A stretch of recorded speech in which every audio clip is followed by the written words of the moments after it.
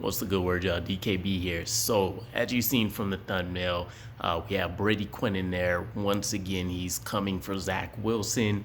And honestly, I have to say this time I don't disagree with what he's mentioning in the general sense of the statement. So, his general comments are in regards to Zach Wilson being overrated.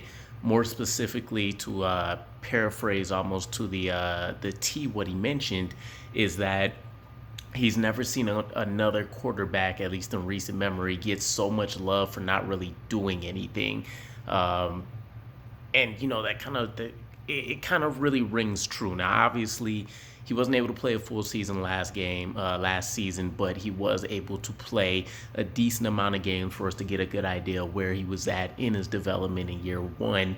And within that year, there's definitely a lot of red flags pretty consistently until he actually had that PCL injury and he came back, which he did a phenomenal job with very minimal weapons considering what he was originally supposed to be starting with.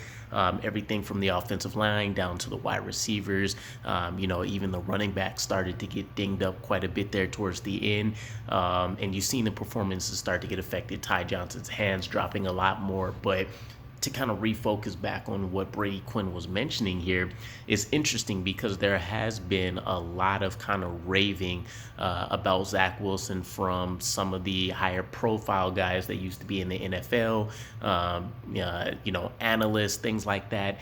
While some people tamper it and it's from the perception of this is the potential of what we can see for this season with the pieces that the New York Jets have added. Some people would just outright been, calling him a potential top 5 quarterback and things. And while there was a lot of great things, again, that ended last season, the no touchdown streak, I think he had, I want to say it was 193 passes, they said, without an interception. Again, he had minimal weapons, so it's not like he went out there and he put up, these amazing performances. And he had Denzel Mims top notch. He had Corey Davis healthy. He had Elijah Moore. All of these guys were out, and we were looking to Tariq Black, Braxton Berrios, who ended up being injured, DJ Montgomery, Jeff Smith, who seems like he's generally hot during training camp and preseasons, and then we see a splash player too during the regular season, but nothing consistent. So. Yeah, and then we know what the tight end room looked like. So he doesn't have world beaters with him, and so it kind of got me thinking. Right, two of the biggest proponents from previous NFL guys that are huge fans of his, Tony Romo and Chad Ochocinco. Those two specifically would put Zach Wilson on a pedestal, and so hearing me out. I'm not saying that he's overrated in my own opinion. I personally prefer Trey Lance, as most of you guys know from the draft coverage days.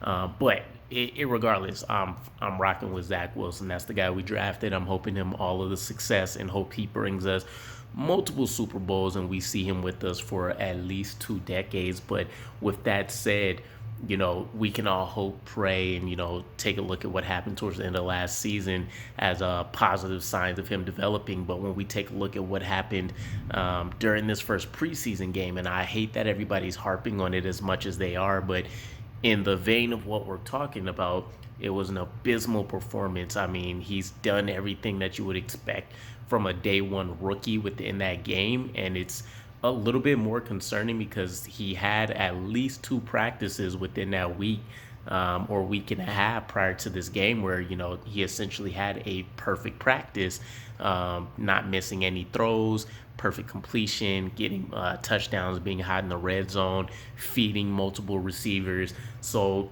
to see it not carry over to game day and to the degree in which it looked like he was struggling. Again, keep in mind this is preseason week 1. These are the most vanilla defenses we are going to see.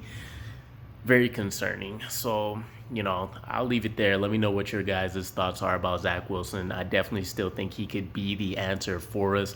I think a lot of what's happening here is simple. I don't want to call it simple, but basically overthinking what he has in front of him. I think he's done all the studying, but kind of gives me strokes of when you're taking a test and you know what the answer is, but you kind of second guess it anyways.